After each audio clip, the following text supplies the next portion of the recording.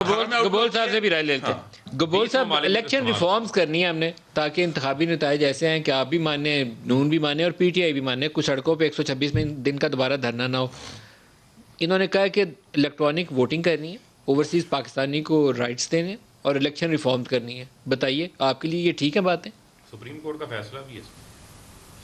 मलिक साहब, मैं समझता हूँ कि ये जो इस वक्त इलेक्शन रिफॉर्म्स की जो बातें कर रहे हैं और जो जो जो आइडियाज़ दे रहे हैं इलेक्ट्रॉनिक वोटिंग मशीन्स का और ये सारी चीज़ें, ये मैं ओवरसीज़ पाकिस्तानी को वोट देने का हक कि सिर्फ अपने आप को ये हुकूमत जो है बेहतर तरीके से, किस तरीके से, क्योंकि ये बदनाम हो गए थे 2018 में आरटीएस के तरीके से 2 दिन बाद इलेक्शन के रिजल्ट्स अनाउंस हुए।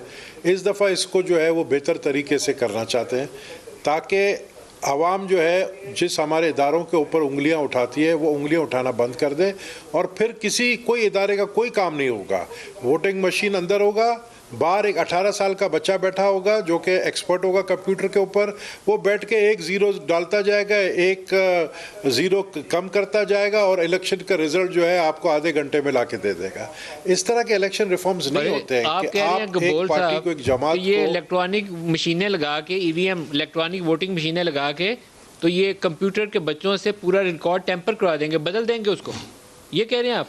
बिल्कुल। हैकर्स को अभी से हायर किया जा रहा है और अभी से ही इन्होंने तय कर लिया है कि इलेक्ट्रॉनिक वोटिंग मशीन इन्होंने बना ली है और लोकली बनाया, यहीं पर बनाया। अपना ये चौधरी फवाद की जब मिनिस्ट्री थी साइंस एंड टेक्नोलॉजी की, इन्होंने ही बनाया और लोकल बनाया, कोई बाहर का मशीन नहीं है।